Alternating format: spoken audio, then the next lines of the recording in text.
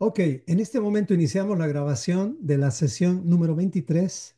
Vamos a llamar rectificación a esta sesión porque esta es una sesión que ya habíamos enseñado anteriormente. Sin embargo, hemos visto la necesidad de hacer correcciones en la anterior enseñanza. Estas correcciones no están publicadas porque no era necesario, no son terriblemente errores teológicos, simplemente son errores conceptuales que tenemos que aprender.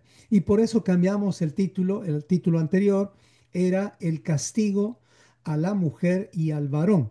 Entonces, ahora el tema, que es el mismo en esencia, nada más que vamos a corregir algunos conceptos. Hoy el tema se llama Edén, castigo o disciplina.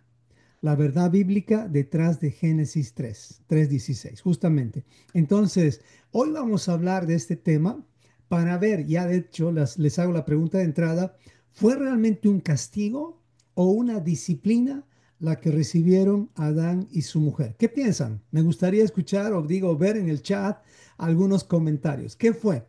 ¿Castigo o disciplina? ¿Cuál es la diferencia entre ambas? Y de eso vamos a hablar el día de hoy para que cuando estudiemos la Biblia verso por verso, también utilicemos o revisemos los conceptos que estamos estudiando.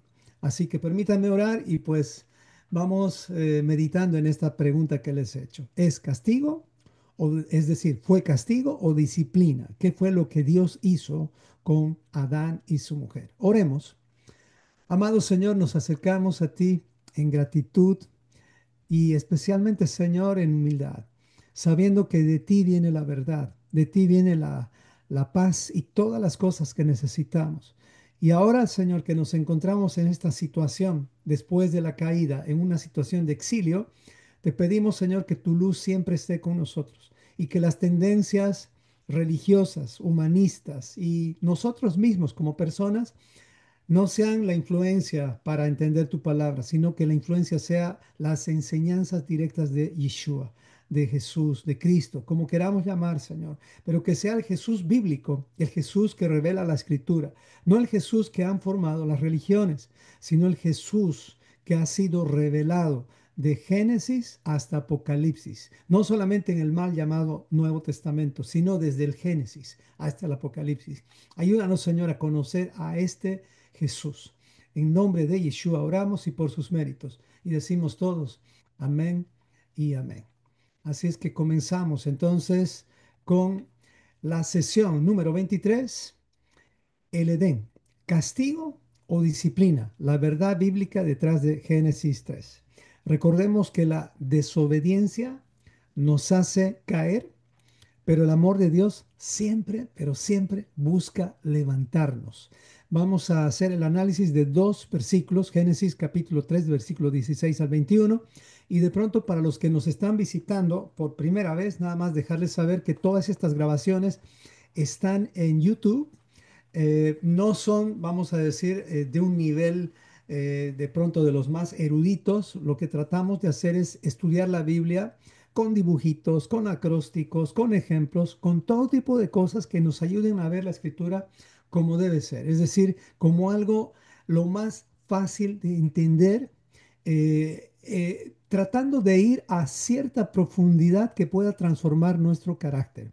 Porque ¿de qué nos serviría tener tanta información y tener el mismo carácter? Y hoy vamos a entender por qué se trata más del carácter, que el carácter es además algo interior, que de algo exterior. Entonces, concentrémonos hoy justamente eso. ¿Qué es lo que está ocurriendo después de que Dios condena, es decir, castiga, vamos a decir, a la serpiente, que en realidad es el ángel caído, y ahora va a hacer algo parecido, pero no es lo mismo, parecido con la mujer y el varón, comenzando por la mujer, ¿ok? Entonces, concentrémonos todos y vamos adelante. Ahí yo veo respuestas ya, algunos. Entonces, ¿fue castigo o disciplina? Ya estoy viendo algunas respuestas. Alguien dice, aquí fue un castigo. Otra persona dice disciplina. Otro dice, yo creo que fue castigo. Yo creo que fue disciplina. O sea que hay varios comentarios y eso está bien. ¿Qué piensas tú y qué pienso yo? Eso va a ser secundario. Vamos a tratar de ver lo que dice la Biblia y lo que dicen los conceptos. Para eso es que estamos estudiando. Y recuerden, yo no soy dueño de la verdad, ni tú eres dueño de la verdad. Todos somos estudiantes de la verdad. Y nadie podría decir, yo sé todas las cosas, porque todos estamos en ese camino. Lo más importante es estar y mantenernos en el camino que Yeshua nos ha venido a revelar. ¿Ok? Él es el único rabino, el único maestro que debería ser el rey sobre todos nuestros pensamientos, decisiones y emociones. Entonces, a Él seguimos, a Él debemos amar y a Él debemos de escuchar. ¿Ok? Entonces, veamos. Empecemos entonces con si el Edén terminó con castigo o con esperanza. ¿Qué cree usted? Pues la verdad es que Dios corrige para restaurar, no para destruir. Ya con eso ya tenemos la respuesta. Primera Pedro 5:10 dice, mas el Dios de toda gracia, que nos llamó a su gloria eterna en Jesucristo. Escuche bien esto y lo puse con rojo. Después que hayáis padecido un poco de tiempo, Él mismo les perfeccione, afirme, fortalezca y establezca. O sea que cuando el Señor nos llamó a su gloria eterna, es decir, nos está haciendo un llamado. Llamado eterno quiere decir desde Adán y Eva, porque Él nos llamó en ellos. Nosotros estuvimos en el vientre de Eva, si tú quieres, y en el esperma de Adán. Entonces, esto se aplica desde Adán hasta nuestros tiempos porque está hablando de eternidad y la eternidad prácticamente no tiene una fecha exacta, sino una amplitud. Eso es lo que tenemos que ver. Entonces dice, el Señor que nos llamó a su gloria, dice, nos está haciendo pasar por un tiempo de sufrimiento. ¿Cuánto tiempo? Dice Pedro, un poco de tiempo. Para algunos es 10 años, 20 años, 80 años, no importa el tiempo, pero si tú ya has dejado de ser un niño, ya empezaste a ser responsable de tus actos, el tiempo que Dios te da es suficiente para ti. Yo tengo 56 años, no sé cuántos años me dará el Señor. Hace 7 años que estoy como sobreviviente del cáncer. Sin embargo, todavía estoy enfrentando eso. Ya mi vida cambió y muchas veces lo repito. Lo que pasa es que yo ya no vivo planificando lo que voy a hacer en un año, en 2 años. Estoy planificando mi día, mi semana y mi mes. Hasta ahí llego. Y que Dios me dé el mes, qué bendición. Entonces quiero vivir aprovechando bien hoy, es decir, el tiempo, lo más pronto posible, hacer planes. Y ahorita voy a hacer un viaje a Madison, por ejemplo, con mi familia y ya tengo el plan y mañana vamos a coordinar con mi familia algunos detalles. Pero es importante ya no vivir como antes, es decir, sin planes. Necesitamos vivir con planes, ¿ok? Así que este sufrimiento que tú y yo estamos viviendo aquí en la tierra, no por persecución, escucha bien esto, no por persecución, no porque te persigan por el nombre de Cristo, sino porque estamos en un ambiente hostil. La tierra no es un ambiente amigable. La tierra es un ambiente hostil. Miren, ayer estaba trabajando con la jardinería en casa y había un mosquito que no me dejaba tranquilo, no me dejaba concentrarme en mover unas cuantas plantitas que tengo en casa. Y lo mismo le pasó a mi hermano Emiliano. Ambos estábamos siendo como molestados por una cosita chiquita que no nos dejaba trabajar. Por eso, eso nos debe recordar que no estamos en un ambiente donde todo es perfecto. Estamos en un ambiente donde las cosas nos van a incomodar. Y ese es el plan de Dios, aunque tú no lo creas. El plan de Dios es que tú no te acomodes en este mundo terrenal, temporal y además maldito. Este mundo está, el planeta está maldecido, la tierra está maldecida, ya lo habíamos hablado anteriormente. Entonces, el hombre no está maldecido, la tierra está maldecida. Y maldecir quiere decir poner fecha de expiración para que no se entienda mal según los términos religiosos. Según los términos religiosos, la maldición siempre es algo negativo, pero en realidad cuando viene de Dios esa maldición, lo que está mostrándote es que eso se va a acabar. A la tierra Dios la maldijo y va a durar, por lo tanto, 6.000 años. ¿Ok? Entonces es importante entender eso. Bueno, entonces, Eso es lo que ya de entrada les digo en este capítulo 3, que tiene 24 versículos, y hemos dividido el capítulo 3 en cuatro partes. Ya hemos hecho el inicio de la tentación, Génesis 3, versículo 1 al 6, donde hablamos de la pregunta de la serpiente, la respuesta de la mujer, el diálogo eufemista que influyó negativamente en la mujer, si ustedes recuerdan eso. Luego, la siguiente parte habíamos hablado de las consecuencias de caer. Tres consecuencias cuando caemos en pecado o caemos de lo que Dios nos dijo que deberíamos hacer, caemos. En ese sentido, hay tres reacciones. Las tres primeras emociones del ser humano son la vergüenza, el miedo y la culpa. De eso también habíamos hablado anteriormente, ¿ok? Y hemos terminado justamente o estamos terminando la parte 3 que habla de la maldición. Las preguntas de Dios, las respuestas del varón y la mujer, la maldición de la serpiente o a la serpiente. Y ahora estamos con lo que titulamos el castigo a la mujer y al varón. Nada más que hoy pusimos una corrección a esta sesión número 23, haciendo la pregunta más que todo diciendo, Edén, ¿fue castigo o disciplina? Y hoy vamos a descubrir, ¿ok? Ya entendimos, creo, de entrada. Y la última parte que vamos a estudiar en 2 semanas es la expulsión y el inicio del primer exilio. Del primer exilio. Recuerde, hay más de 2 exilios en la Biblia. Hoy no voy a hablar de eso, pero nada más este fue el primer exilio, ¿ok? Y en este primer exilio vamos a hablar de las túnicas de piel, la resolución divina y los querubines y la espada. Esto está súper emocionante. Y pues vamos adelante. Entonces, vamos a concentrarnos ya en conceptos, corrigiendo conceptos. ¿Fue castigo o disciplina? Veamos lo que dice. ¿Y por qué te hablo de esto? Porque tus hijos te pueden preguntar y te pueden decir, papá, cuando Dios castigó a Eva, ahí tú tienes que decirle, mira, hijito, te voy a explicar lo que es castigo y lo que es disciplina. ¿Quién sabe cuál es la diferencia? Ahora pregunto para todos ustedes. A ver, les voy a dar unos segunditos. ¿Qué significa castigo? ¿Qué significa disciplina según lo que tú has aprendido? Yo estaba confundido la anterior semana en este tema y no me di cuenta, pero ahora ya lo tengo más claro. A ver, ¿qué dicen ustedes? ¿Qué es castigo? ¿Qué es disciplina? Escribe en el chat su respuesta, ¿ok?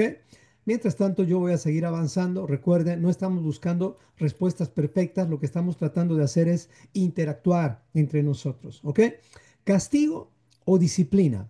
¿Ok? Veamos entonces, vamos a hacer una mirada profunda a lo que ocurrió en el Edén hasta Yeshua, una perspectiva hebrea. Y no somos hebreos, simplemente somos cristianos que estamos tratando de regresar a la esencia del Evangelio sin judaizarnos. Recuerde, respetamos a los judíos, pero no es el modelo al cual estamos siguiendo. Solamente estamos siguiendo al único judío, si se puede llamar así, que es al único judío que se puede seguir de verdad, que es Yeshua. ¿Ok? Entonces, en la Biblia hebrea existen dos conceptos clave que nos ayudarán a comprender cómo actúa Dios frente al pecado. En otras palabras, si resumimos esto, el Señor te va a castigar o te va a disciplinar. Eso ya de entrada como para niños. Sin embargo, son 6 cosas las que hace un juez, pero nada más ahorita te estoy mostrando dos. ¿Castigo o disciplina? Cuando Dios castiga, cuando Dios disciplina. Vamos a ver la diferencia y vamos a ver lo que ocurrió con Adán y su mujer. Veamos, castigo, tú vas a buscar en el original hebreo y castigo se entiende más por una palabra que se llama onesh. Onesh. Y recuerde, si toma apuntes, no necesita copiar incluso todos los detalles porque esto lo tenemos publicado, o sea, lo va a tener en acceso, pero tome apuntes de lo que usted quiera para después tener comentarios o hacer preguntas, ¿ok? Entonces, castigo viene de la palabra onesh, que significa pena, penalidad también si tú quieres, multa, sanción o justicia retributiva impuesta por desobediencia persistente. Y eso no ocurrió con Adán y su mujer, si se da cuenta. Busca mostrar justicia, pero no siempre redención. Se aplica cuando hay endurecimiento del corazón y rechazo a la corrección. ¿Ok? Eso es en cierta forma castigo. Veamos un poquito más sobre el castigo. Castigo bíblicamente se utiliza una palabra que es mishpat, que en realidad ya esta palabra es como la acción judicial para condenar. Es decir, cuando hay un castigo, ahorita les doy un ejemplo para que se entienda mejor, está existiendo un juicio de condena. O sea, y hay una determinación ahí, tiene el propósito de ejecutar justicia y poner fin al asunto por medio de una sentencia definitiva y decirle, hasta aquí llegaste y esto es lo que tienes que pagar. Y no hay oportunidad de restauración en el 99% de los casos cuando hay castigo. ¿Ok? No hay. O sea, esto te tiene que dar a entender algo, que hay una confusión con lo que dice en Hebreos, que el padre que ama a su hijo lo castiga. Eso vamos a verlo en un momentito. Por eso vamos a relacionar todo, no se apure, vamos a ir paso a paso. Entonces, hasta aquí vemos que castigo prácticamente es una ejecución de un juicio sin teshuva. O sea, no hay restauración. Eso es castigar. Un ejemplo, el juicio final, que es prácticamente en el juicio final se determina el castigo más duro que puede haber para un ser humano. ¿Y sabe cuál es ese castigo? La segunda muerte. Ese es el castigo más duro que tú y yo podemos recibir porque eso nos separa para siempre de la presencia de Dios. Este es el gran juicio del trono blanco, el juicio que está descrito en Apocalipsis 20 del 11 al 15. Eso es un castigo. Me explico. Eso es un castigo y eso es lo que no ocurrió con Adán y su mujer. Por eso estamos corrigiendo la anterior sesión número 23 para poner las palabras en contexto. ¿Y cómo es que les aclaro un poquito? Yo dije que mi mujer fue la que me hizo una pregunta y eso me hizo pensar y mi esposa es muy sabia. Ella me dice, Rey, creo que esto del castigo a la mujer que no es como castigo, castigo, me dice, ¿por qué no investigas? Yo le dije a mi esposa, pero voy a revisar y un poquito como que intercambiamos algunas palabras ahí y al final me dejó la piedrita en el zapato. ¿Y qué creen que hice después? Me puse a revisar, a investigar y me encontré una vez más con algo que no había visto. Y pues gracias, preciosa, si me estás escuchando. Entonces, qué bueno es aprender a trabajar en equipo, ¿no? Entonces, veamos lo que es disciplina. Y hay varios ya han respondido. Qué lindo. Ahí estoy viendo. ¡Wow! Muchas respuestas. Excelente. Disciplina, entrenamiento para llegar a no errar. Castigo, consecuencia, disciplina, enseñanza, exacto, castigo, penalidad porque cometió una falta, disciplina, capacidad para seguir reglas, wow, muy bien a todos los que están poniendo sus conceptos. La disciplina busca enseñar, el castigo busca penalizar una conducta. Correcto. Ahí tenemos más. Qué bendición. Entonces, ya vimos lo que es castigo y lo vamos a ver más, no se preocupe. Y ahora vamos a ver lo que es disciplina. Bueno, disciplina viene de la palabra musar, musar en hebreo, que quiere decir corrección pedagógica con el propósito de restaurar, formar el carácter y mantener la relación entre las dos partes, o sea, entre el padre y el hijo, si fuera entre un padre y el hijo. En el caso bíblico, entre Dios y sus hijos, nosotros. O sea, Dios no castigó a Adán y su mujer, los disciplinó. O sea, tú y yo ahora, en este momento, no estamos en el castigo, estamos en la disciplina. Por eso es que tenemos que trabajar en el carácter, que es algo interior, más que en la apariencia, que es algo exterior. ¿Se dan cuenta de la bendición que es estudiar verso por verso? Entonces, y además entender los conceptos. Así que vamos más. Disciplina, entonces, bíblicamente, que es musar, busca corregir, enseñar y restaurar, aunque incluya dolor y pérdida. Es una acción de amor que busca que la persona recapacite y regrese a la obediencia. ¿Qué es regresar a la obediencia? Es dar oportunidad de hacer teshuvá de todo corazón. ¿Se dan cuenta del amor de Dios? Él podía haber tomado otra decisión y castigarnos como lo hizo con la serpiente y una persona más. ¿Quién fue el primer ser humano que fue castigado? A ver si alguien ya se dio cuenta. El primer humano que fue castigado, es decir, ya no tuvo retorno, ya no tuvo derecho a Teshuvah porque su tosudez, su dureza de corazón hizo que Dios ya determine en él una condena definitiva. ¿Quién es esa persona? ¿Alguien ya se dio cuenta? Está en la Biblia, digo Génesis capítulo 4. Entonces, sigamos. Si quieres puedes responder, pero si no, no te desenfoques. Presta atención a esto. Entonces, sigamos con el tema de la disciplina. Entonces, la disciplina bíblicamente es corregir, enseñar, restaurar. Incluye dolor, pero también te da la oportunidad de hacer teshuva. Leamos. Proverbios 3 del 11 al 12 dice, no menosprecies, hijo mío, el castigo, dice, de Jehová. Ah, ya nos encontramos con una traducción equivocada. No es castigo, porque en el hebreo tú puedes ir a la concordancia Strong H4148, dice musar, no dice onesh. ¿Se dan cuenta? Ya estamos empezando a revisar incluso la concordancia Strong. No dice onesh, dice musar. Por lo tanto, aquí a la traducción está mal. No es castigo, es disciplina. Dice, no menosprecies, hijo mío, la disciplina del Señor. En algunas versiones dice disciplina. Dice, ni te fatigues de su corrección, porque el Señor al que ama, le pusieron castigo nuevamente. Disciplina es la palabra, como el Padre a quien el Hijo ama o quiere. Qué interesante ver todo eso. Y ahora, ¿de dónde salió esto?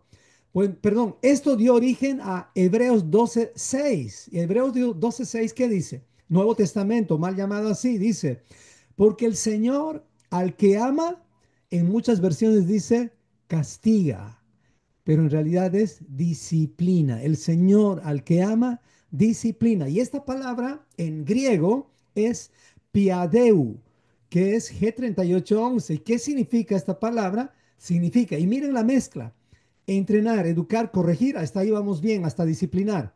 Pero después ponen también castigar en la concordancia Strong. Por lo tanto, ya te mezclaron los conceptos porque el griego generalmente mezcla conceptos, en cambio el hebreo es puro.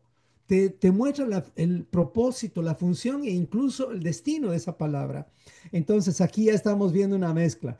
Por lo tanto, no confiemos mucho en las traducciones griegas porque son muy poéticas, muy filosóficas, te abren más que te abren demasiado el pensamiento y la idea es más bien puntualizar el pensamiento. Bueno, entonces Hebreo 12:6 dice, porque el Señor al que ama disciplina y azota a todo aquel que recibe por hijo.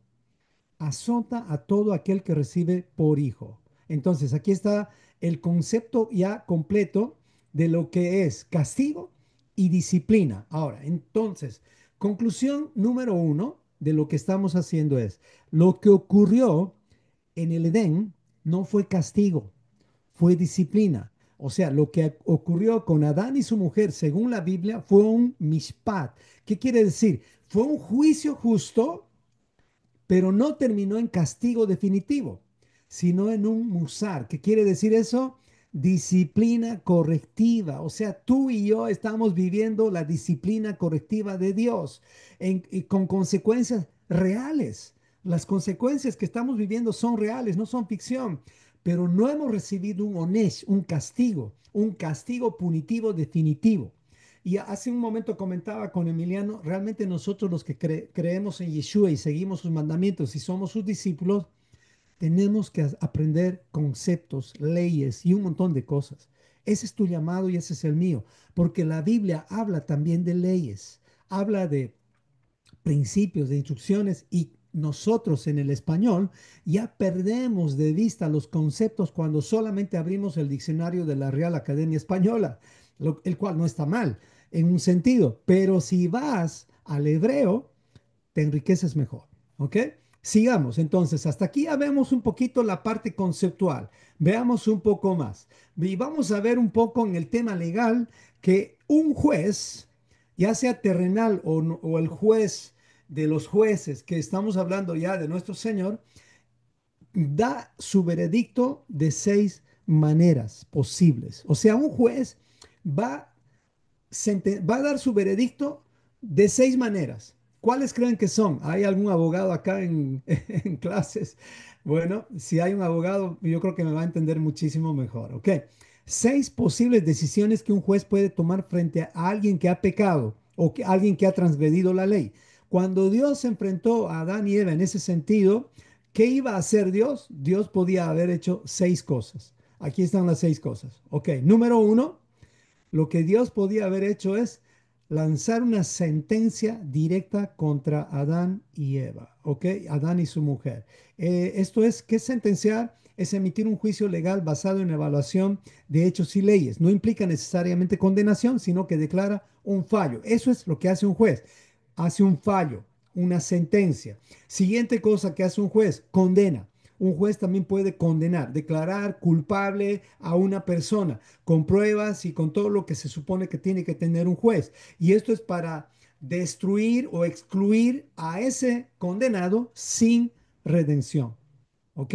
Y esto es lo que es prácticamente lo que no ha hecho Dios con nosotros, gracias a Dios. Ahora viene castigar. Un juez puede sentenciar, condenar o castigar. ¿Qué es castigar? Es imponer una pena o retribución proporcional a esa falta. Puede ser temporal o correctiva. ¿Ok? Eso es lo que hace un juez. También disciplinar. Un juez también puede disciplinar. ¿Y qué es disciplinar? Habíamos dicho es corregir con propósito de restauración. Se aplica a hijos y creyentes en pacto y también a las personas que de pronto en una escuela, en una universidad, están recibiendo cierta disciplina. ¿Ok?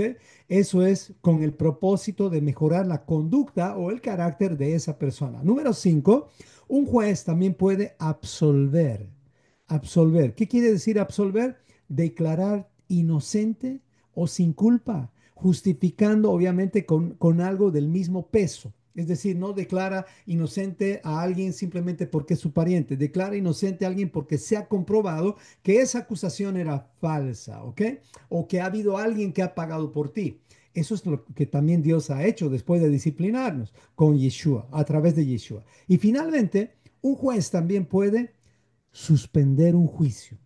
Puede decir, bueno, no vamos a tomar una decisión ahora hasta buscar más pruebas, vamos a aplazar el juicio y la sentencia para dar tiempo a que se revisen los hechos y de pronto haya arrepentimiento o confesión verdadera. Entonces, 6 cosas que puede hacer un juez. Fíjese bien estas 6 cosas y qué es lo que Dios ha hecho con Adán y su mujer. Pues Dios ha hecho mínimo 2 cosas de estas que estamos viendo aquí. Pero el Señor no ha condenado a Adán y Eva, no los ha condenado. Recuerda, la condena real es la segunda muerte. La condena de la primera muerte, que es la separación del cuerpo, es justamente el tiempo que Dios nos da para hacer teshuva. Por ejemplo, tú estás vivo, yo estoy vivo. Ahorita, ¿qué oportunidad tenemos? No de hacernos millonarios, no de tener títulos. Eso es secundario, aunque es importante, pero no es lo primero. Primero tenemos que buscar el reino de Dios y su justicia. ¿Y cómo se hace eso? Haciendo teshuva todos los días. Entonces, por eso estamos en una especie de disciplina que está trabajando, que se está trabajando en nuestras vidas para mejorar nuestro carácter. Tú no puedes ser creyente y tener un carácter podrido. Tú tienes que ser un creyente y tener un carácter en construcción. Todos estamos en construcción y nadie ha llegado a la meta hasta que el Señor te llama. Y la meta, obviamente, es la meta eterna, la meta eternal. No busquemos las metas terrenales. Entonces, Dios también ha aquí, por profecía, nos está absolviendo en Cristo Jesús. O sea, nos está redimiendo, nos está declarando inocentes, pero en Cristo Jesús. O sea, ya está dando un veredicto en el día del juicio final para nuestras vidas si permanecemos, porque dice la Biblia que todo aquel que permanece será salvo. ¿Permanecer en qué? En Yeshua. Entonces, eso es lo que ha ocurrido mínimamente en esto de lo que vamos a decir a Dios como un juez. Ha disciplinado a Adán y su mujer y por fe está declarando el fin si es que no se apartan de Yeshua. En conclusión, entonces, Dios no nos ha castigado en el sentido conceptual. ¿Ok? Yo creo que la religión puede manejar esto, pero ya cuando vas a los conceptos eh, reales como tal, ya no lo manejarías así simplemente sin ver el concepto.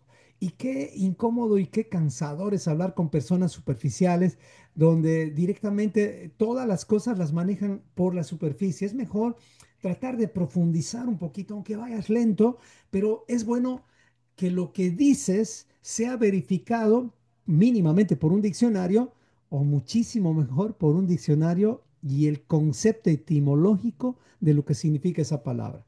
Y eso lo estoy haciendo, pues una vez más, gracias a que mi esposa me puso justamente una piedrita en el zapato. Entonces, aquí tenemos las 6 decisiones que un juez puede hacer. Lo puse en un cuadrito y nada más para enfatizar, de las 6 decisiones, tengo los 6 ejemplos. Por ejemplo, en sentenciar, que es una acción que hace un juez, tengo el ejemplo de Salomón. Salomón dicta un juicio entre dos mujeres. ¿Recuerdan ustedes eso? Habían dos mujeres que decían, este es mi hijo, no, que el hijo muerto es de ella. Entonces, ¿qué hace Salomón? Da una sentencia. Y la sentencia, ustedes saben muy bien, está en Reyes, Primera Reyes 3, 24 al 27, y dice, bueno, vamos a partir al bebé en dos, y ahí reaccionó la mujer, la mamá verdadera. Entonces, esta sentencia la dio en este caso Salomón como juez. ¿Ok? Eso es en un ejemplo bíblico. En la vida real, vamos a decir, eso también era real, obviamente, pero en nuestro tiempo, en nuestra vida, un juez, por ejemplo, puede decidir como sentencia la repartición justa de una herencia entre hermanos. Claro, entre los hermanos de pronto uno dice, no, esto es mío, el otro es mío. El juez agarra las leyes y dice, la sentencia es esta, estos se parten de esta manera y se acaba el lío. ¿Ok? Condenar. Un ejemplo de condenar, un ejemplo bíblico, que es condenar, es declarar culpable sin redención. Un ejemplo de condena es lo que pasó con Caín.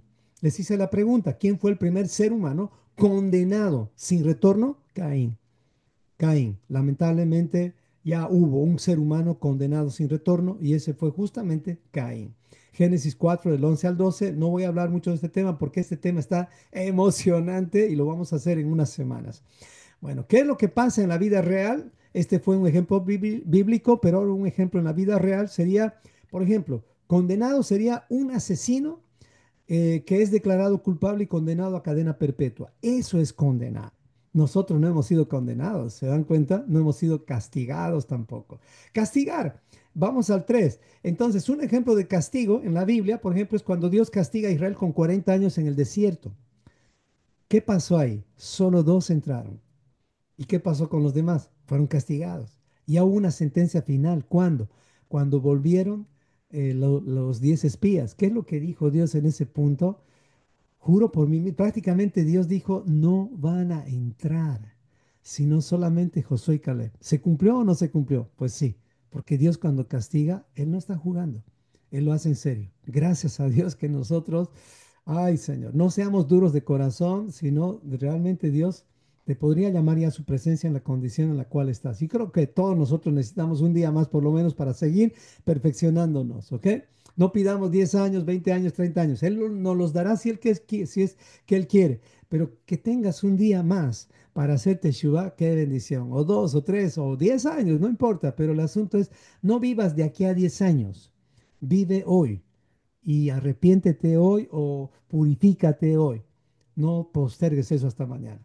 Entonces, castigar en el ejemplo de la vida real sería un joven ladrón que es sancionado con una multa y servicio comunitario, de pronto, eso podría ser un ejemplo, porque está sufriendo por eso. ¿Ok? Disciplina. Entonces, lo que sucedió realmente con Adán y su mujer fue justamente una corrección por amor para restauración. Formación del carácter fue el resultado que Dios ha esperado en nosotros y obviamente le hemos decepcionado. Dios no, es como decir, hasta le dolió en el corazón antes de la destrucción por el medio del diluvio, le dolió en su corazón incluso haber creado al hombre, porque realmente el hombre sin Dios somos muy terribles, muy terribles. Dios nos libre de nosotros mismos. Entonces el ejemplo aquí es Adán y Eva. Dios los disciplinó tras el pecado. Y eso lo vamos a ver más adelante. El por qué es que Dios, entre comillas, perdonó a Adán y su mujer porque Adán mostró arrepentimiento. Lo vas a ver más adelante. Bueno, así van los ejemplos. Creo que con esto es suficiente porque si no, no me va a dar el tiempo. Pero esto es importante ver para entender lo que realmente ocurrió en el Edén. ¿Ok?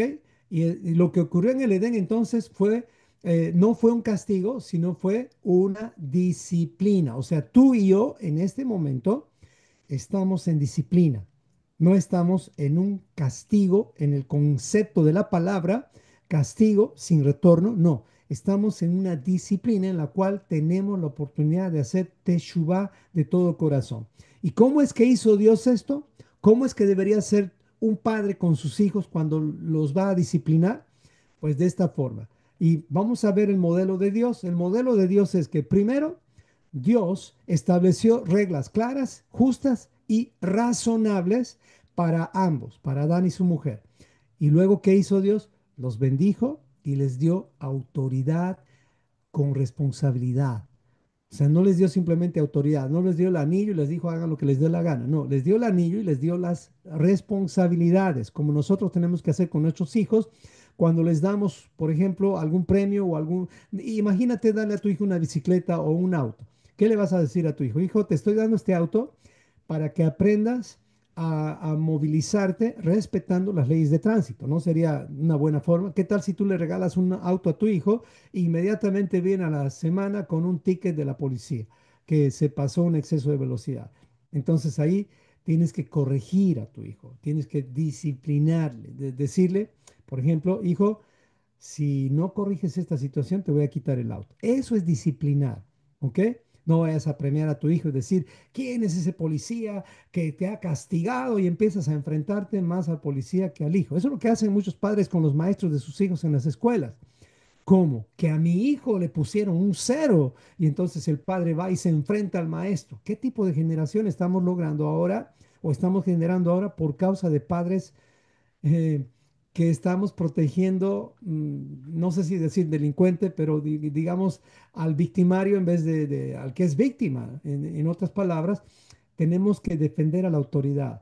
Y no es que te digo que hay que exponer a nuestros hijos o hay que simplemente pensar que nuestros hijos son culpables. Lo que te digo es, descubramos la verdad. Tú conoces bien a tus hijos y yo conozco bien a los míos. O sea, allá podrías entender qué realmente está pasando. Si es que un maestro le pone un cero a tu hijo, pues debe haber alguna razón. Y en vez de enfrentarte al maestro, pregunta a tu hijo y revisa mejor la vida de tu hijo en vez de tratar de que le pongan un 7 o un 10 sobre 10 simplemente porque quieres que tu hijo apruebe la materia. ¿De qué sirve que apruebe la materia si al final su carácter sigue igual? Entonces, cuando nosotros vemos las cosas como deben de ser, nos va a interesar ver la verdad. Y es lo que queremos, la realidad. ¿Ok? Entonces, cuando cayeron Adán y su mujer, ¿saben qué Dios podía haber hecho? Castigarlos directamente, condenarlos con justicia. Había todas las pruebas necesarias para de una vez destruir a toda la humanidad, destruir a Adán y su mujer y empezar de nuevo con otros. Pero no lo hizo porque en Adán estabas tú y estaba yo. Por amor no lo hizo. Porque él dijo, alguien va a hacer teshuva, alguien va a volver a mí, va a volver a mi palabra, alguien se va a igualar, se va a alinear a lo que dice mi palabra, y eso somos nosotros. Nos estamos alineando a su palabra, aunque hemos sido duros de corazón, pero hoy estamos eligiéndolo a Él, no por presión, no porque alguien nos esté condenando o desafiando o imponiendo o presionándonos. Creo que la mayoría estamos aquí, o mejor dicho, todos, porque realmente hemos decidido tener un rey sobre nosotros. No un Dios que ha creado la religión, no un Dios que hemos creado según nuestros conceptos y deseos, sino el Dios de la Biblia, que al que ama, disciplina. Y no es fácil la disciplina del Señor. Entonces, Dios pudo haber condenado a Adán y su mujer y acabar de una vez con esa humanidad horrible que realmente, si tú ves cómo está la humanidad ahora, qué hemos hecho con la tierra, qué hemos hecho con el planeta, el animal más peligroso o el ser más peligroso del planeta no son los gorilas, no son los leones, no son las serpientes siquiera, somos los seres humanos, lamentablemente. Somos los que podemos matar hijos en el vientre. De la mujer, somos aquellos que incluso pueden violar a sus propios hijos, esos somos. Y me incluyo y espero que tú también te incluyas porque realmente lo que ves en los demás es lo mismo que podría pasar en ti porque somos cortados por la misma tijera. La única diferencia que podríamos decir frente a un pecador y nosotros es Yeshua. Pero al final, sin Yeshua, todos somos iguales. O sea que mantente en Yeshua para poder ser menos malo, por lo menos. Es decir, no sé si me explico, o sea, estoy tratando de mostrarles que yo no quiero culpar al pecador y decir que esos son los que se portan mal, en cambio nosotros que estamos en la Torá ya somos mejores. No es así. Nosotros que estamos en la Torá tenemos mucho que mejorar todavía. Y gracias a Dios por eso, porque qué oportunidad que tenemos, ¿sí o no? Y no sé si ustedes saben quién fue Jimmy Swaggart. No sé si Jimmy Swaggart falleció hace poco tiempo, creo que el 1 de julio, y le hicieron una pregunta. Jimmy Swaggart cayó en adulterio, su ministerio cayó, su ministerio fue terrible al final. Él murió casi a los 90 años, murió hace unos días. Y recuerdo que le hicieron una pregunta a este otro famoso, ¿cómo se llama el evangelista más famoso del mundo? Ay, ay, ay. Jimmy Swagger es el televangelista tremendo, más famoso. Pero le preguntaron, a ver, ¿quién me hace recuerdo? Evangelistas famosos que hubo acá en Estados Unidos. Se me fue el nombre, se me fue el nombre. Ay, ay, ay, tiene su hijo. Ah, no, Benny Hinn, no, no, él no. A ver, deme otro. Llenó estadios, oró para el presidente Bush. Se me fue el nombre. Ah, no, Ray, no, no, tampoco, no fue él. Ay, qué increíble. Bueno, ahorita voy a acordar, a ver, ¿cuál fue? ¿Cuál fue? Graham, Billy Graham. ¿Escucharon de Billy Graham? Billy Graham es una gran influencia aquí en la tierra, ustedes saben bien, cuando él estaba vivo, y le preguntaron a Billy Graham acerca de Jimmy Swagger, que cayó en adulterio, un bautista frente a un pentecostal. Claro, ustedes bueno, yo creo que saben, el bautista con el pentecostal, fácilmente el bautista podría decir que el pentecostal es así, asá, etcétera. Pero le hicieron la pregunta a a Billy Graham diciéndole, ¿y qué opina usted de la caída de Jimmy Swagger? ¿Qué hubiera respondido tú? Les pregunto a ustedes. ¿Saben cuál fue la respuesta de Billy Graham? Esto me encantó. Dijo Billy Graham de Jimmy Swagger, dijo, la verdad, si Jimmy Swagger cayó en adulterio, ¿quién soy yo? Yo también podría caer. O sea, wow, esa fue una respuesta para mí tan humilde, porque estaban tentando a Billy Graham a que ese momento él pueda decir cosas en contra de Jimmy Swagger. Pero así deberíamos nosotros pensar. Si él cayó, yo también podría caer. Si él, por ejemplo, David, muchos dicen, ¿cómo es que cayó en adulterio? ¿Saben qué? Yo también podía haber caído. Tú también podías haber caído. Salomón, Adán. O sea, todos somos cortados por la misma tijera. Quiero decirles eso. Todos somos cortados iguales. Por lo tanto, más nos vale, más nos vale refugiarnos en Yeshua. Más nos vale refugiarnos en Él y decir, Señor, por favor, ten misericordia de mí. Como decía Job, de oídas te había oído, pero por fin mis ojos te ven. Así tendríamos que caminar. Bueno, eso nada más entre paréntesis.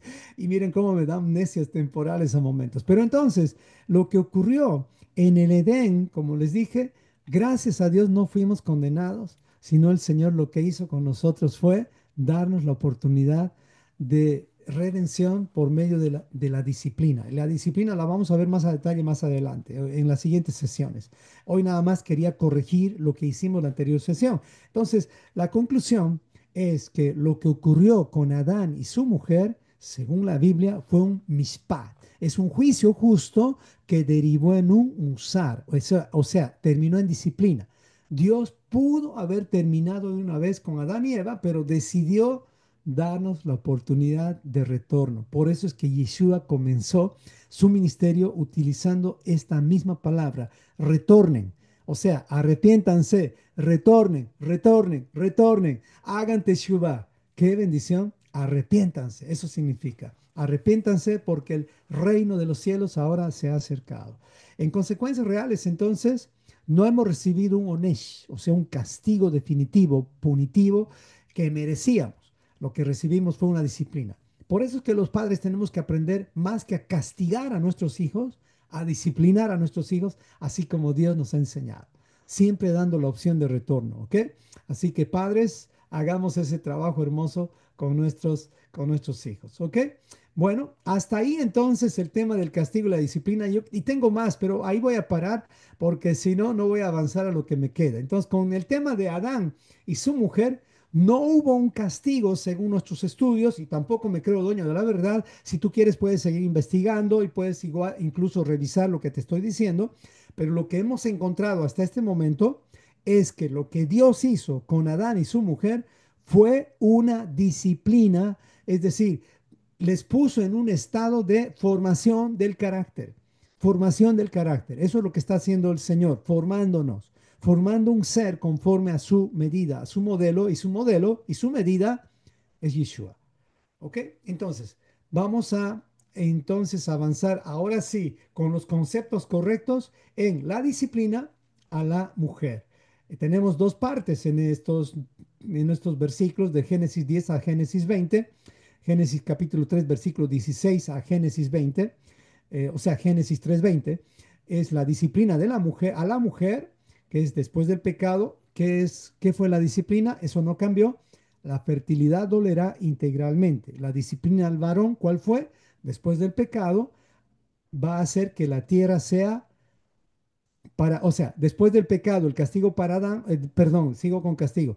Después del pecado, la disciplina para Adán fue que la fertilidad de la tierra va a ser afectada y producir va a doler producir. En ambos, la disciplina fue hacia la fertilidad. O sea, el tema es la fertilidad. Por eso es que ser estéril en el tiempo de la Biblia era realmente muy triste y muy vergonzoso. Y ahora también lo es, pero en ese tiempo era mucho más, porque en ese tiempo el valor de una persona rica no estaba en el número de máquinas que tenía o en el número vamos a decir, de bienes que tenía, sino en el número de hijos que tenía. Bueno, en la disciplina de la mujer, versículo 16 de Génesis 3 dice así: a la mujer dijo, multiplicando multiplicaré tu dolor y tu embarazo, y con dolor darás a luz hijos. Esto está tremendo. Hemos mejorado un poquito lo que hicimos la anterior semana, así que preste atención, no se aburra de la repetición, porque la repetición es una base importante de la formación. ¿Ok? Entonces, punto número uno, separamos el versículo 16, estamos estudiando verso por verso, así que tomamos un verso y el verso que vamos a tomar ahora es multiplicando, multiplicaré tu dolor. Recuerdo, les hago el recuerdo a las personas que están por primera vez de pronto en esta reunión, decirles que al estudiar verso por verso, tratamos de estudiar en base a los versículos de las Biblias interlineales. Y en una Biblia interlineal tú vas a encontrar esto, pero en la Reina Valera no vas a encontrar esto. Lo que vas a encontrar es, a la mujer dijo, bueno, no es multiplicando, multiplicaré tu dolor. Si alguien podría poner el versículo, ahorita no lo tengo de memoria, le voy a agradecer que ponga de la versión Reina Valera lo mismo para que tengamos esto en el chat. Pero vamos a usar este interlineal, y en este interlineal que es el hebreo puro, vamos a decir, traducido al español lo más puro posible, y aún así hay que seguir mejorando. Pero le dice a la mujer, multiplicando, multiplicaré tu dolor, algo parecido a lo que Dios le dijo a Adán cuando le dijo, muriendo morirás. Esto quiere decir que la mujer, para, para dar hijos, va a tener un dolor profundo e integral. ¿Ok? Recuerde esto, no estamos hablando de bebés, estamos hablando de hijos. Y un hijo comienza bebé, pero no se queda ahí. Un hijo continúa, ahí ya puso Geraldine, gracias Geraldine, multiplicaré en gran manera tus dolores, le dice, ¿no? Eso dice en el hebreo, digo en la Biblia Reina Valera. Entonces, lean eso para, si es que ustedes quieren saber de dónde estoy sacando. Esto es de una Biblia interlineal. Hay varias, tú puedes escoger la que tú quieras, ¿ok?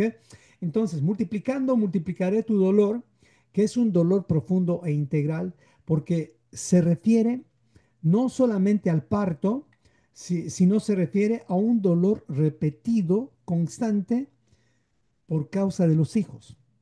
Y con los hijos sufrimos desde que están concebidos, desde el primer día que te enteras que tienes un bebé o un feto, como tú quieras llamar, en tu vientre, ya empiezas ese sufrimiento por amor, ese sufrimiento que por amor en la mayoría de los casos, pero hay algunos casos, obviamente, de mujeres que, vamos a decir, tuvieron hijos no deseados o no sé qué nombre decir, o sea, se embarazaron de manera no bíblica, entonces obviamente ahí sufren por diferentes otras razones, pero no estamos hablando de eso, estamos hablando de alguien que en orden está sufriendo, o sea, en el matrimonio. No se trata solo de dolor físico, sino también de dolor emocional, existencial y espiritual. Es un dolor integral. afectando todas las funciones desde la crianza y la maternidad. Entonces, eso es lo número uno. Y dice, y con dolor darás a luz. Entonces, eso ya te va a llevar a entender que es un proceso de dolores tener hijos. No es un proceso simplemente que es, termina el dolor del parto y ahí termina. No, continúa. Porque dice en el punto número dos, multiplicaré tu dolor y tu embarazo. O sea, el embarazo no va a ser fácil, no. Pues no solo el parto va a ser difícil, sino también todo el proceso de gestación. El embarazo que debía ser de gozo pleno, estar marcado por muchas alegrías, está lamentablemente ahora en el lente de la vulnerabilidad y la angustia y el esfuerzo. Eso es lo que está sucediendo normalmente con las mujeres. Y pues oremos por eso, por nuestras esposas cuando están en esa situación. Y dice el siguiente versículo, con dolor darás a luz hijos. Aquí vamos a parar. Con dolor darás a luz hijos.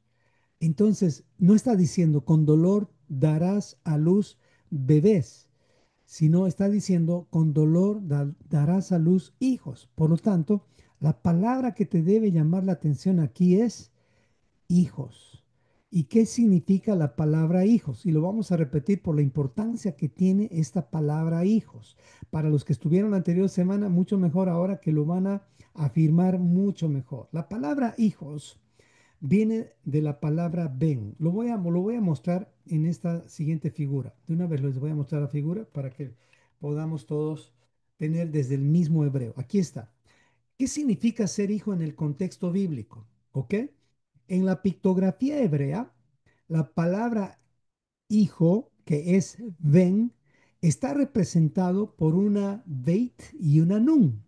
En otras palabras, la beit es una casa y la nun es, vamos a decir, como una semilla o un pez. Esa es la nun. ¿Ok? Entonces, son dos palabras, son dos figuras pictográficas que ya te dan una idea de lo que es un hijo. Pero, ¿de dónde viene la palabra ben? La palabra ben viene de la palabra vaná, que significa edificar, preparar o instruir. Eso quiere decir que un hijo no es simplemente alguien que ha nacido en casa o alguien que se va a multiplicar como una semilla o como un pez. Un hijo es más que eso. Un hijo tiene hey, es decir, un hijo es como esas dos manitos que están alabando. O sea, un hijo es algo más completo. Un hijo es algo que es alguien que está edificado, preparado o instruido en el oficio de su padre, en el oficio de sus padres, diríamos mejor. Ese es un hijo.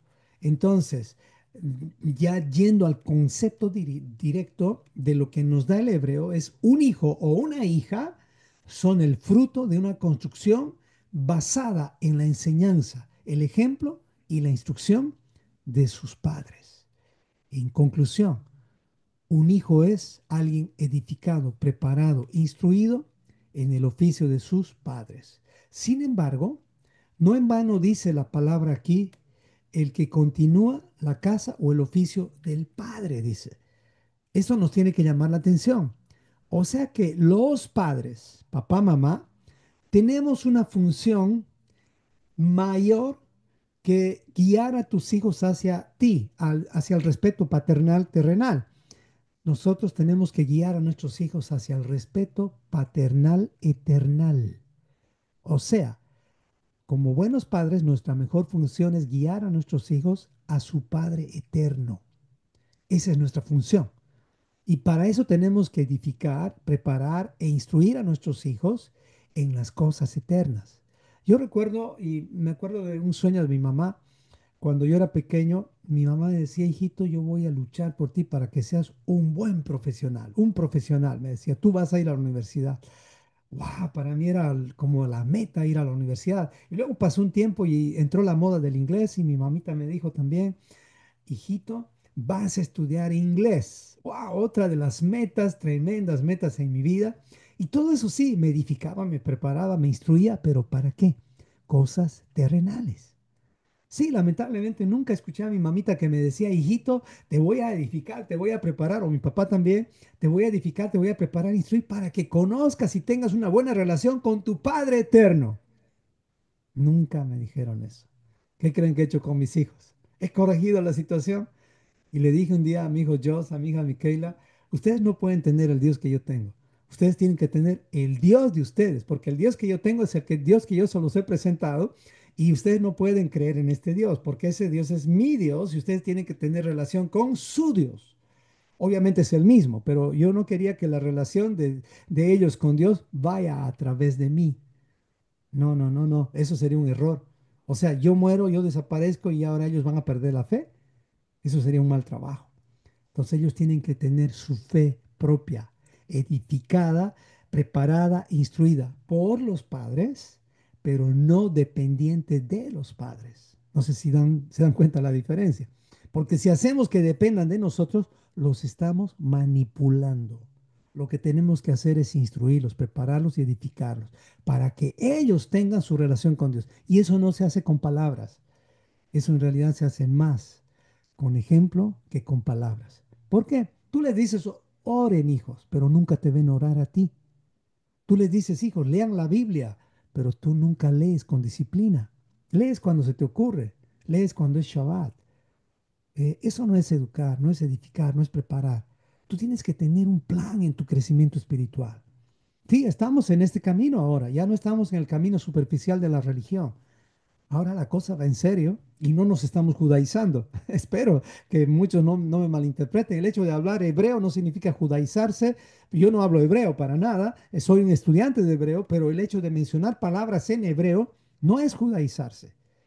Estamos siendo bíblicos porque la Biblia fue escrita en hebreo, griego y arameo, es verdad, pero ahora estamos usando el hebreo porque son las palabras correspondientes. Entonces, un hijo es alguien edificado, preparado, instruido por sus padres para que el hijo o la hija conozcan, tengan una relación con su Padre celestial. Por eso es que cuando Yeshua vino aquí a la tierra nos enseñó a orar diciendo, Padre nuestro. O sea, es tu Padre, es mi Padre, es nuestro Padre. ¿Me explico? Entonces es importante entender lo que significa hijo. Y parir hijos no es fácil. Parir hijos cuesta bastante. No la sangre de Cristo, pero algo parecido cuesta a los padres que somos nosotros. ¿Ok? Entonces eso para que se entienda lo que es ser hijo. Y tengo tres versículos interesantes aquí que nos van a ayudar a profundizar esto. Hechos 20:32 que dice, y ahora hermanos, os encomiendo a Dios y a la palabra de su gracia que tiene poder para sobre edificarlos y darles herencia a todos los santificados. ¿Qué somos los hijos? Sobre edificados. ¿Cuál es el fundamento? Pues Yeshua. Efesios 2:10 dice, porque somos hechura suya, creados en Cristo Jesús para buenas obras, las cuales Dios preparó de antemano para que anduviésemos en ellas. Hace unos días mi hijita me dice, papá, qué increíble que haya tantos violadores, tantos criminales, tanta gente malvada en en el mundo. Y le dije, sí, lo triste, hijita, que esos delincuentes, esos ladrones, un día fueron bebés, después obviamente fueron niños, y esos bebés se supone que fueron engendrados por dos personas que son sus padres, pero de pronto esos padres no hicieron sus funciones de edificar, de preparar, de instruir. Por lo tanto, ¿qué es lo que falta? Faltan padres. Lamentablemente, faltan padres. Espero que tú te estés preparando para esto. Es bueno soñar con mandar a tus hijos a la universidad, es bueno soñar con que tus hijos hablen inglés. Y no es malo eso, no estoy criticando eso. Pero no sería bueno también que eso se complete con que conozcan a su Padre eterno. Eso sería más completo, ¿no? Entonces, Isaías 54:13 dice, y todos tus hijos serán enseñados, porque Él es el único que nos enseña realmente por el Señor, y se multiplicará la paz de tus hijos. Yo quiero eso para mis hijos. Por lo tanto, tengo que guiarles al Dios que enseña, que instruye, que corrige, que disciplina. Eso es un hijo. ¿Ok? Entonces, continuamos con el punto 3 y dice, con dolor darás a luz hijos.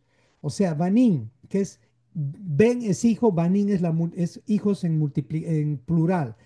preparados, edificados, banim, o sea, los hijos tienen que ser instruidos, preparados, edificados, por eso se llama el ministerio también que tenemos, Prepárate 180. Entonces, con dolor darás a luz tus hijos. Ya entendemos lo que es la palabra hijos, pero ahora hablemos del dolor. Y mi pregunta para ti es, ¿qué te está enseñando tu dolor hoy?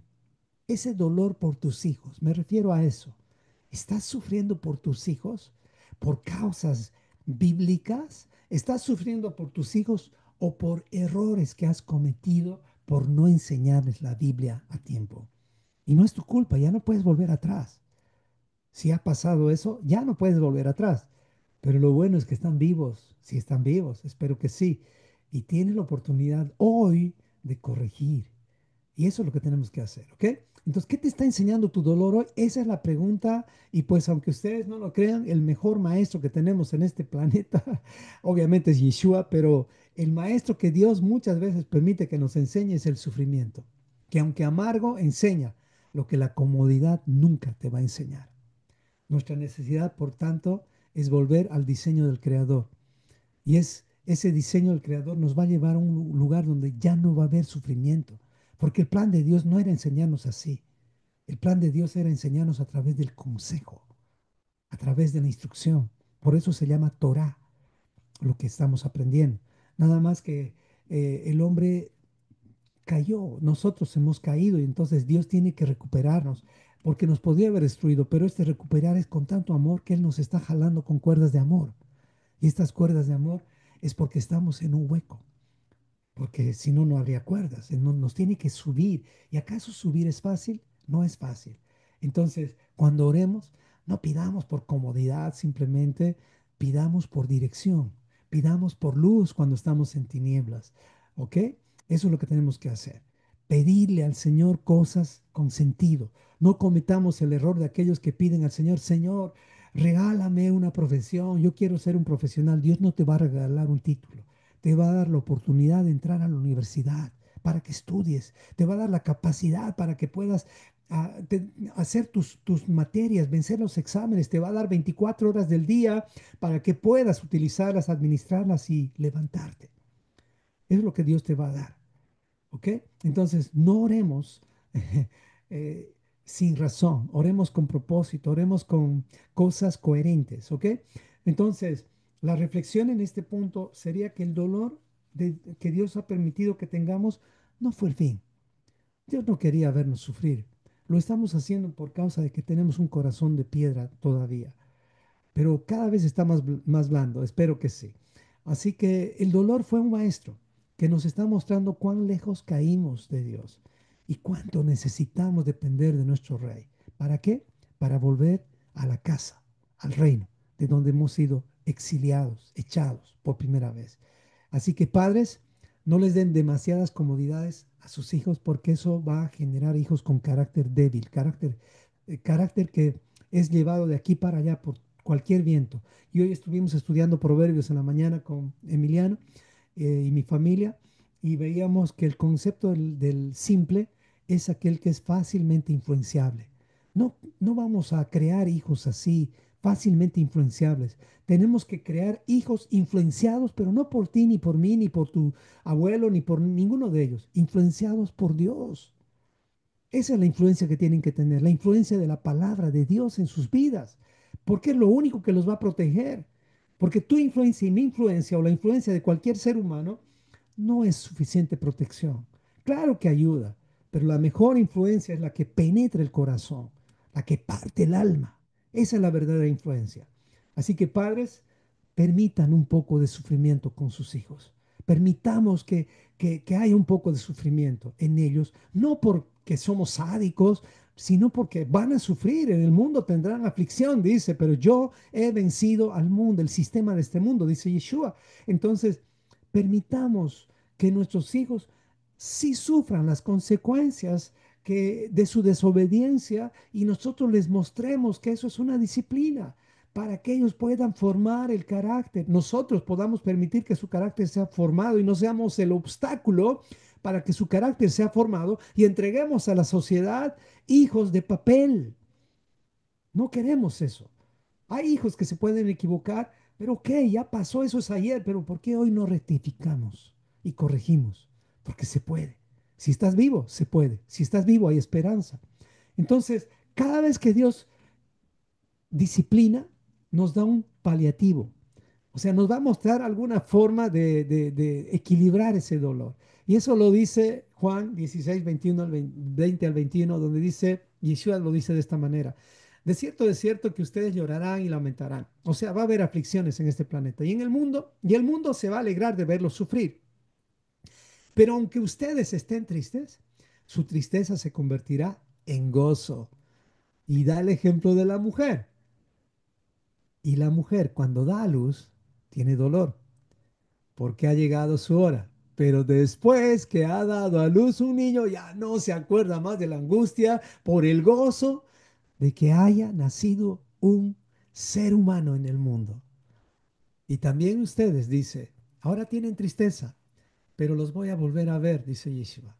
Y se gozará vuestro corazón y nadie los quitará, nadie les quitará vuestro gozo.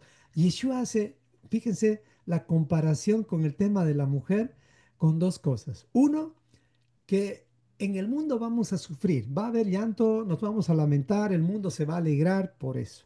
La otra comparación tiene que ver con la tristeza de ya no estar con Yeshua físicamente presente. Él no está físicamente presente, Él está en nuestros corazones, pero lo compara al gozo de la mujer. Es decir, que hay un poco de sufrimiento, pero es inevitable el gozo que viene. Me explico, porque va a dar a luz. En otras palabras, Yeshua va a volver y pronto. O sea que eso es real, no es un asunto de la religión, es un asunto real, es un asunto del reino, real. Sentir tristeza, por lo tanto, es humano, pero vivir en ella es renunciar al gozo que Dios nos ofrece. O sea, es verdad que vamos a sufrir, es verdad que va a haber tristeza, pero el gozo es lo que viene por dentro, es lo que Dios te da. Es diferente a la felicidad. La felicidad puede ser por causa externa, en cambio el gozo siempre es interno. El gozo brota del corazón, alegre, alegre y agradecido. La tristeza puede visitarnos, pero no debe quedarse a vivir en nuestros corazones. Pablo lo dice de esta manera, porque la tristeza que es según Dios produce arrepentimiento para salvación. Sí, si nos ponemos tristes, que sea para hacer teshuvá. Ay, Señor, cuánto me falta. No sé si les ha pasado eso. Pensar así, Señor. Ay, cómo cometí ese error, cómo metí la pata, Señor. Y ay, ¿qué viene? Después te haces al orgulloso y dices, yo, bueno, fallé por esto y por el otro, por pura excusas, ¿no? ¿Por qué no reconoces tu pecado y dices, perdón, metí la pata, me equivoqué y ya, vamos adelante? Ninguno de nosotros es perfecto, todos estamos en camino a la perfección. Deberíamos ponernos un letrero en nuestros pechos que diga, persona en construcción. Eso es importante. Entonces, ya estamos terminando esto, así que prepárense. Continuamos entonces con la última parte de Génesis 3:16. Y dice, y hacia tu marido será tu deseo y él gobernará sobre ti. Voy a pedir a Geraldine que ponga también el versículo de la Biblia Reina Valera en el chat para que podamos tener la base de la Reina Valera, porque esto es del interlineal, ¿ok? Dice entonces, y hacia tu marido será tu deseo y él gobernará sobre ti. ¿De qué está hablando aquí? O sea que mandó Dios al varón a dominar a la mujer. ¿Qué creen ustedes, hermanos? ¿Será que los varones hemos sido llamados, parte de nuestro llamado es ser dominantes sobre la mujer? ¿A qué se refiere esto en el contexto bíblico? ¿Qué dice la Biblia respecto a esto? Pues dice esto. Esta palabra deseo, que dice hacia tu marido será tu deseo, es la palabra teshuka, que quiere decir deseo, anhelo fuerte o impulso. Aparece solo 3 veces en la Torah. En Génesis 3:16, donde está hablando de esto justamente. Génesis 4:7 con Caín, cuando le dice, el pecado tiene deseo por ti. Y le dice a Dios, y tú lo puedes dominar, o sea, tú puedes vencer. Y Cantares 7:10 que dice, yo soy de mi amado y su deseo, o sea, su teshuka, es por mí. Entonces, aquí está, diríamos, la base de esto que Dios está queriendo decir aquí. O sea, no está hablando no se trata solo de un deseo romántico o sexual, sino de dependencia emocional, necesidad de aprobación o incluso un control. Este juicio implica que la mujer anhelará algo de su marido, después del pecado estoy hablando, que antes del pecado lo encontraba en Dios. O sea, la mujer lo encontraba en Dios. Por eso es que cuando una pareja, por ejemplo, está por casarse, necesita consejería prematrimonial. Esto les digo a todas las parejas. No se casen sin recibir por lo menos una consejería básica e integral de por lo menos los temas más importantes antes del matrimonio, porque las cosas después son más dolorosas. Sin embargo, hay solución. Pero si tú estás soltero y quieres casarte, haz una preparación, un curso de preparación prematrimonial. Eso es importante. ¿Ok? Bueno, entonces, ¿a qué se refiere que gobernará sobre ti? Ya hemos entendido que va a haber en la mujer una especie de buscar la dependencia del varón. ¿Ok? Entonces, pero ¿qué significa esto? Entonces, como la mujer va a buscar depender del varón, entonces el varón se va a aprovechar de esto y la va a dominar. No, no, no, no se está refiriendo a eso, pero veamos, ¿a qué se refiere y él gobernará sobre ti? O sea, no se está refiriendo a un liderazgo sano, sino a una imposición, a un control desigual. O sea, el diseño de Dios aquí se desfiguró completamente y Dios lo permitió, porque en realidad el hombre justamente a partir de esa situación ha empezado a dominar a la mujer. Y yo les dije la anterior semana también, según los datos estadísticos, el abuso del varón hacia la mujer ha sido por más de 5.850 años. Son casi 100 a 150 años nada más que como que la mujer tiene cierta protección de las leyes, de la sociedad. Por eso es que Dios va a juzgar a los varones también. Y gracias a la mujer que hoy estamos, la verdad, siendo más instruidos, porque la mayoría de las personas que están en las congregaciones o estudiando la Biblia son mujeres. Sí, es vergonzoso para los varones. ¿Dónde estamos los varones? Pues tenemos que aparecer varones. Es nuestro lugar también estudiar la palabra al lado de nuestra esposa. Entonces, este liderazgo, este tipo de liderazgo opresivo sobre la mujer no es parte del diseño de Dios. Es una consecuencia del pecado. Y podemos ver que esto ha ocurrido y sigue ocurriendo en nuestros tiempos. Nada más que ahora como que las leyes, gracias a Dios, han equilibrado un poco el asunto. Nada más que muchas mujeres motivadas por la politiquería y otras ideologías y tantas cosas, han desarrollado lo que se llama el movimiento feminista, que no es una cosa más que una especie de grito de la mujer, pero como está manejado por diferentes ideologías, voy a decir en vez de decir personas, es como que se está torciendo este movimiento a una especie de lucha contra el varón. Y por eso es que cualquier asesinato contra la mujer ya se llama feminicidio. Sin embargo, no es así. Feminicidio es matar a una mujer porque es mujer, no es matarla porque simplemente, o sea, feminicidio es matarla porque es mujer, pero cualquier asesinato contra alguien no es feminicidio. Entonces uno tiene que revisar esas leyes y lamentablemente las leyes se están inclinando más a estas ideologías y tenemos que nosotros ser defensores de eso. ¿Ok? Entonces, el reino de los cielos, el reino de Dios no promueve este tipo de dominio. El reino de los cielos está restaurando el dominio, perdón, está restaurando lo que debería ser la relación entre el varón y la mujer. ¿Y quién empezó esta restauración? Yeshua. Yeshua.